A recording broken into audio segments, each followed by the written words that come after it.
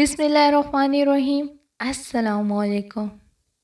میں جو بھی نئے کپڑے خرید کر لاتی تو میرا شوہر انہیں پھاڑ دیتا اور پھر میری منت کرتا، تم یہ سوٹ پہن کر میری ماں اور بہن کے ساتھ جاؤ اور کچھ دیر بعد واپس آ جانا۔ مجھے نہیں معلوم تھا کہ میری ساس کہاں جاتی ہے۔ ایک دن میں مان گئی جانے کے لیے، تب ہی میرے شوہر نے میری آنکھوں پر پٹی باندھ دی اور سختی سے منع کر کے بولا، اسے ہرگز نہیں کھولنا ورنہ تم مجھ پر طلاق ہو جاؤ گی۔ میں مان گئی۔ اب روزانہ شوہر میری آنکھوں پر کپڑا باندھ کر مجھے اپنے ساتھ کسی جگہ لے آتا جہاں بہت شور سنائی دیتا۔ ایک دن میں نے شوہر سے چھپ کر کپڑے میں سوراخ کر کے دیکھا تو روح لرز گئی، کیونکہ میرا شوہر تو مجھے سرے عام۔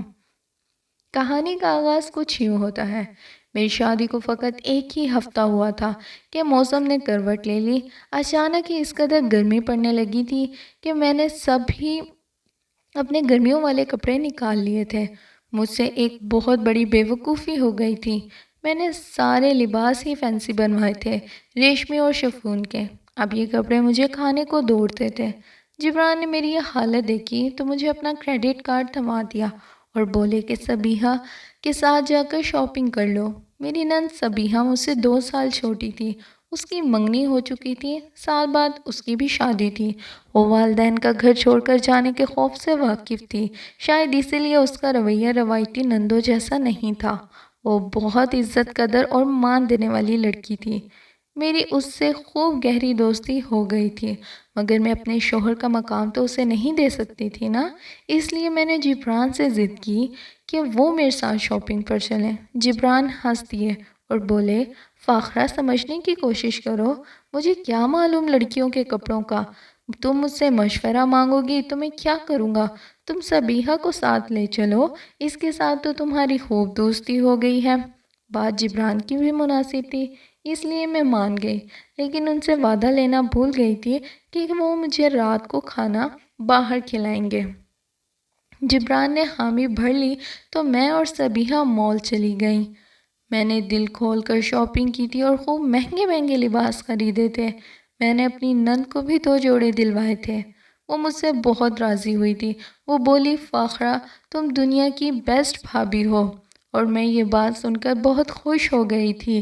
میں چاہتی تھی کہ میں سسرال میں جلدی سے اپنا مقام بنا لوں۔ میری شادی ہمارے شہر کے نامی گرامی بزنس مین کے ساتھ ہوئی تھی۔ میرا شوہر پڑھا لکھا اور بہت حسین تھا۔ جب بات کرتا تو ایسا لگتا تھا جیسے پھول جھڑ رہے ہوں۔ میں چاہتی تھی کہ میں شوہر کی اتنی محبت حاصل کروں اور اس کو اپنی اتنی محبت دوں کہ وہ میرے بنا رہ ہی نہ پائے۔ کریڈٹ کارڈ تو جبران کا تھا، لیکن میں نے پھر بھی ان کے پیسوں سے ہی ان کے لیے 2 شرٹس خرید لی تھیں۔ تحائف لیتے وقت میں اپنی ساس کو ہرگز نہیں بھولی تھی۔ یوں جب میں اور سبیحہ شام گئے گھر لوٹے تو سبھی اپنے اپنے تحائف پا کر خوش ہو گئے تھے۔ جبران بھی مجھے دیکھ کر مسکرا رہے تھے۔ مجھے ایسے لگا جیسے میری ساری محنت وصول ہو گئی ہو۔ جبران کمرے میں چلے گئے تو میں بھی ان کے پیچھے پیچھے کمرے میں چلی گئی۔ میں نے ان کو اپنے لباس دکھائے تو جبران بولے، فاخرہ تمہاری پسند کی تو داد دینی پڑے گی۔ پھر میں نے ہلکے گلابی رنگ کا سوٹ نکال کر سائڈ پر رکھ دیا اور بولی، جبران آج میں ڈنر پر آپ کے ساتھ یہ پہن کر جاؤں گی۔ جبران نے سر ہلا دیا تھا۔ میں فریش ہونے کے لیے باتھ روم میں چلی گئی تھی۔ جب لوٹ کر باہر آئی تو سامنے کا منظر دیکھ کر تو میری روح ہی فنا ہو گئی تھی۔ جبران نے میرے سارے کپڑے بیڈ پر پھیلائے ہوئے تھے اور قینچی ہاتھ میں پکڑ کر بڑے اطمینان سے میرے کپڑے کتر رہے تھے۔ کسی قمیض کا بازو نہیں تو دوسری قمیض کا دامن نہیں۔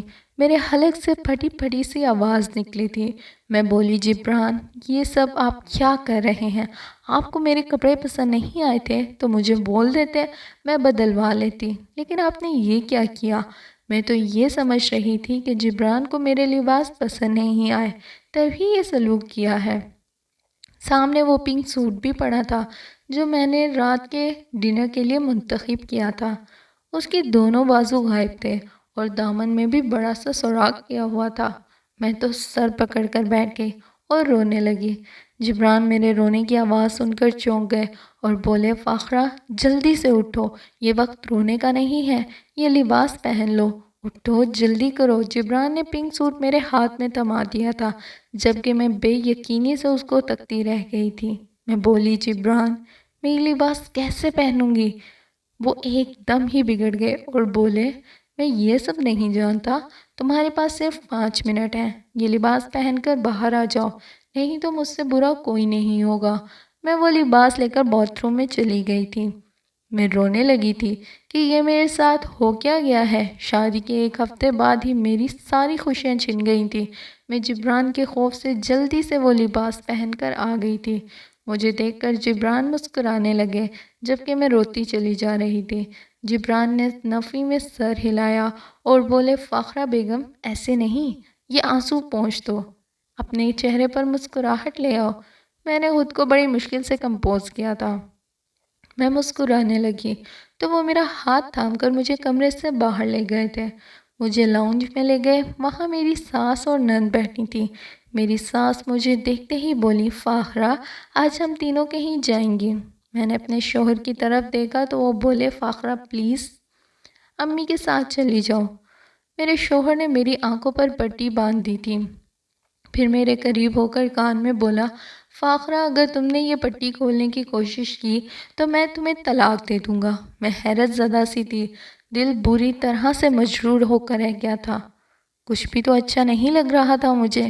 میری قمیض کے دونوں بازو کوہنیوں تک کٹے ہوئے تھے، دامن میں بھی سوراخ تھا۔ میں ایسے کپڑے پہن کر بھلا گھر سے باہر کیسے نکل سکتی تھی؟ مگر شوہر کا حکم ماننا میری مجبوری بن چکا تھا۔ میں نے اللہ کا نام لیا اور جانے کے لیے تیار ہو گئی۔ میری ساس اور نند مجھے پیدل ہی کہیں لے کر جا رہی تھی۔ سبیحہ نے میرا ہاتھ پکڑ رکھا تھا کیونکہ آنکھوں پر تو پٹی بندھی ہوئی تھی۔ عجیب سا احساس مجھے اپنے حصار میں لے رہا تھا۔ میں تصور کر سکتی تھی کہ لوگ میری اس حالت کو دیکھ کر ہنس رہے ہوں گے۔ پیدل چلتے چلتے میرے پاؤں سن ہو گئے تھے۔ نہ جانے وہ دونوں کس جہنم میں لے کر جا رہے تھے مجھے۔ آدھا گھنٹہ پیدل چل کر ہم آخرکار مطلوب جگہ پر پہنچ گئے تھے۔ اس جگہ اس قدر شور تھا کہ مجھے اپنے کانوں پر ہاتھ رکھنا پڑے تھے۔ عجیب بھانت بھانت کی بولیاں بولی جا رہی تھیں۔ میری ساس نے مجھے بیٹھنے کو کہا تو میں بیٹھ گئی۔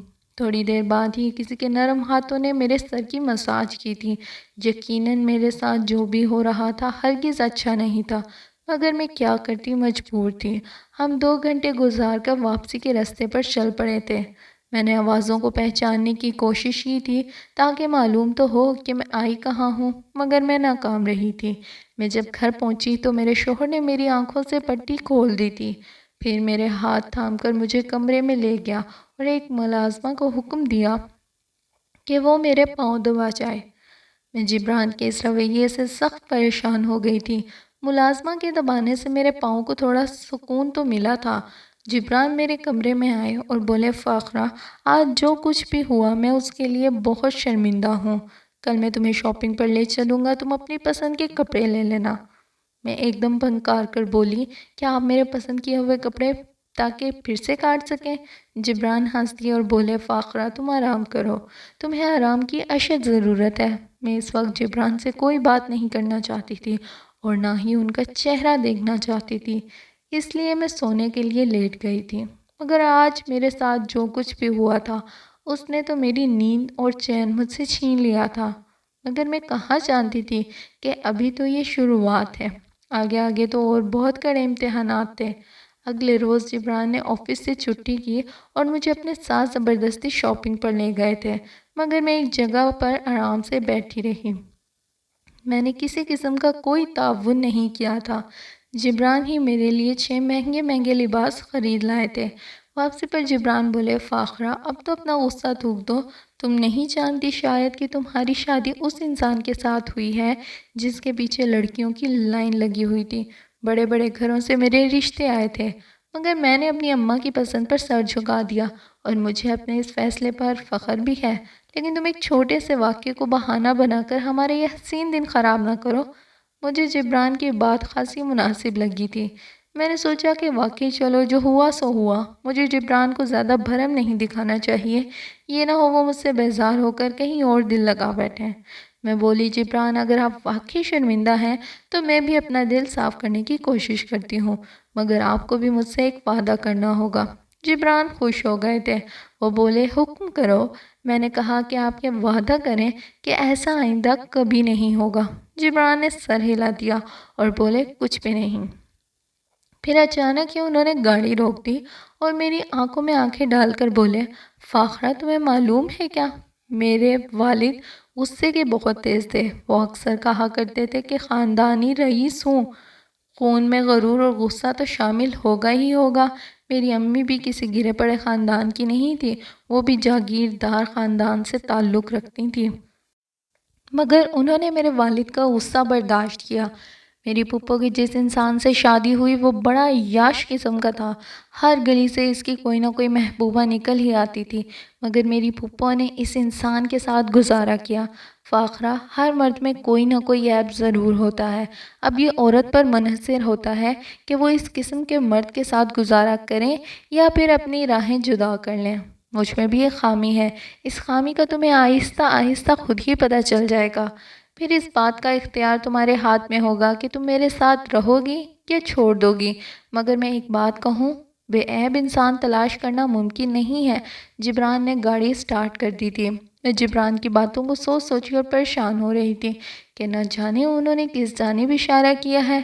خیر، میں نے یہ سب کچھ وقت پر چھوڑ دیا تھا، میں جانتی تھی کہ وقت خود ہی ہر رات سے خود پردے اٹھا دیتا ہے۔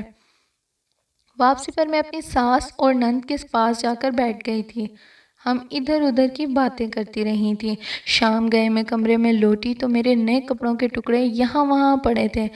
میں تو سمجھ رہی تھی کہ اب سب کچھ ٹھیک ہو گیا ہے، مگر یہ میری خام خیالی کے سوا کچھ بھی نہ تھا۔ جبران نے مجھے ایک پھٹا ہوا لباس دیا اور بولے، پیاری فاخرہ، تم اس لباس میں بہت جچو گی، جاؤ اس کو پہن کر آؤ۔ میں نے خاموشی سے وہ لباس پکڑ لیا اور پہن کر آ گئی۔ جبران مسکرا دیا اور پھر میری آنکھوں پر سیاہ کپڑا باندھ دیا اور بولے، فاخرہ، جس دن تم نے یہ پٹی کھول دی میں تمہیں اپنے رشتے سے آزاد کر دوں گا، تمہیں طلاق دے کر اس گھر سے نکال دوں گا۔ میں چپ ہی رہی تھی۔ جبران وہ پٹی باندھ کر مجھے کمرے سے باہر لے گیا اور بولا، امی، فاخرہ کو لے جائیں۔ میری ساس بھی شاید تیار بیٹھی تھی، اس نے جلدی سے میرا ہاتھ تھام لیا اور صبیحہ کو آواز دے کر بلا لیا۔ میں خاموش ہی رہی تھی کیونکہ جانتی تھی کہ میرے سارے الفاظ ضائع ہی جائیں گے۔ ہم تینوں آج پھر پیدل چل رہی تھی، کل بھی پیدل چلی تھی، اس لیے آج میرے پاؤں میں درد بہت شدید تھا۔ میں چلتی جاتی اور آنکھوں سے آنسو بہتے جاتے۔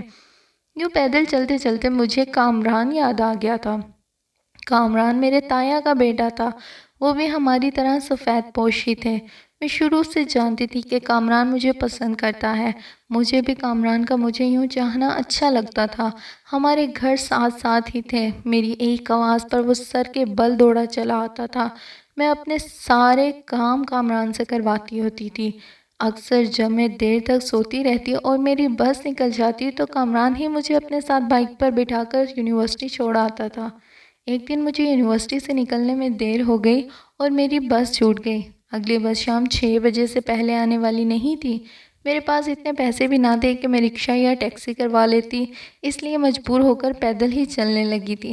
آدھے راستے میں ہی مجھے کامران مل گیا تھا۔ وہ مجھ پر برسنے لگا کہ میں نے اسے فون کر کے کیوں نہ بلایا۔ کامران بولا، فاخرہ، ایک بات یاد رکھنا، میں تمہیں کبھی پیدل چلنے نہیں دوں گا۔ پھر یوں ہوا کہ میں اپنی یونیورسٹی کی سہیلی کی شادی پر گئی تھی۔ انہوں نے شادی پر بہت بڑے بڑے لوگوں کو بلا رکھا تھا۔ ادھر ہی شہلا آنٹی نے مجھے پسند کر لیا تھا۔ وہ پہلی ملاقات میں ہی بڑی ہی پرتکلف ہو گئی تھی۔ انہوں نے مجھ سے میرے متعلق سب کچھ پوچھ ڈالا تھا اور پھر مجھے اپنے موبائل میں جبران کی تصویر دکھا کر بولی، میرے بیٹے کی دلہن اور میری بہو بنو گی؟ میری تو آنکھیں حیرت سے پھٹی کی پھٹی رہ گئی تھیں۔ میں نے کہا کہ میں یہ کیسے کہہ سکتی ہوں، آپ میرے والدین سے بات کریں۔ ساری رات میں خوشی سے سو نہ پائی تھی، مجھے تو معلوم ہی نہ تھا کہ میری قسمت یوں بیٹھے بٹھائے ہی کھل جائے گی۔ میں بسوں کے دھکے کھانے والی اور میں حیران ہو رہ گئی تھی کہ جبران لباس کی طرح گاڑیاں بدلنے والا شخص 3 دن کے بعد ہی شہلا آنٹی میرے لیے رشتہ لے آئی تھی۔ میرے والدین نے سوچنے کا وقت لیا تھا، نہ جانے کامران کو میرے رشتے کی بھنک کیسے پڑ گئی تھی۔ وہ روتا ہوا میرے پاس آیا، وہ بولا، مجھے معلوم ہے فاخرہ، تم بھی میرے جذبات سے آشنا نہیں ہو، تم اس رشتے سے انکار کر دو، میں اپنا رشتہ بھیج دوں گا، میں تو صرف تمہاری تعلیم کے مکمل ہونے کے انتظار میں بیٹھا تھا۔ میں استہزائی انداز میں ہنس کر بولی، کامران، تم نے مجھے پاگل سمجھ رکھا ہے، جو عرش کو چھوڑ کر فرش کا انتخاب کر لوں، گاڑیوں کو چھوڑ کر پیدل چلنے والے کا انتخاب کر لوں۔ کامران رونے لگا۔ وہ بولا، فاخرہ، تمہاری راہوں میں اپنی ہتھیلیاں بچھا دوں گا، مگر تمہیں پیدل چلنے نہیں دوں گا۔ میں نے رو کر دل ہی دل میں کامران کو مخاطب کیا تھا، اور دیکھو کامران، فاخرہ کی قسمت میں یہ خواری ہی لکھی تھی۔ آج مجھے کامران بے حد شدت سے یاد آ رہا تھا، کیونکہ اس کے وعدے اور میری آگے کی زندگی بالکل برعکس دکھائی دے رہی تھی۔ میں یہ خواری والی زندگی گزار رہی تھی۔ ہم کل والی جگہ پر پہنچ چکے تھے، شور ہی شور تھا۔ آج پھر کسی نے میرے سر کی مساج کی تھی۔ 2 گھنٹے یوں ہی بیت گئے اور ہم نے واپسی کی راہ لی۔ گھر جا کر ملازمہ سے پیر دبوائے، مگر سکون نہ ملا۔ جبران شرمندہ سا میرے آگے پیچھے چلتا رہا۔ میں نے سوچا کہ نہ جانے میرے ساتھ یہ کب تک ہوتا رہے گا، کیوں نہ میں خود ہی تھوڑی ہمت کر کے سچائی معلوم کرنے کی کوشش کر لوں۔ ساری رات میں منصوبہ سازی کرتی رہی تھی۔ صبح جبران نے میری ساس سے کہہ دیا تھا کہ مجھے شاپنگ کروا دیں۔ میں نے جانے سے انکار کر دیا تھا۔ میں اپنی ساس سے بولی، آنٹی آپ مجھے کہاں لے کر جاتی ہیں؟ میری ساس بولی، بیٹا جبران نے منع کر رکھا ہے، میں عہد چکنی نہیں کر سکتی، تم خود ہی اس سے پوچھ لو۔ میں خاموش ہو گئی۔ شام میں جبران گھر لوٹے تو بولے، مجھے آج والی شاپنگ دکھاؤ۔ میں نے نفی میں سر ہلا دیا تھا۔ میں بولی، میری طبیعت خراب تھی، اس لیے شاپنگ پر نہ جا سکی۔ جبران غصے سے لال پیلے ہو گئے تھے، پر انہوں نے الماری سے مجھے ایک پڑا ہوا لباس نکال کر دیا اور بولے، اس کو پہن لو۔ میں نے بات مان لی۔ جبران نے میری آنکھوں پر پٹی باندھ دی اور بولے، چلو آؤ میرے ساتھ۔ میں لاؤنج میں بیٹھ کر بولی، جبران مجھے اپنے جوتے بدلنے ہیں، ان جوتوں سے پیدل چلا نہیں جاتا۔ جبران جھنجھلا گئے اور بولے، جاؤ لے آؤ جوتے۔ میں جلدی سے کمرے میں آئی، پٹی میں سوراخ کر دیا، پھر وہ پٹی آنکھوں پر باندھ کر لاؤنج میں چلی گئی۔ میری ساس نے جبران کو بتایا کہ آج صبیحہ کی طبیعت ٹھیک نہیں ہے، وہ میرے ساتھ جا نہیں پائے گی، تم ہی میرے ساتھ چلو۔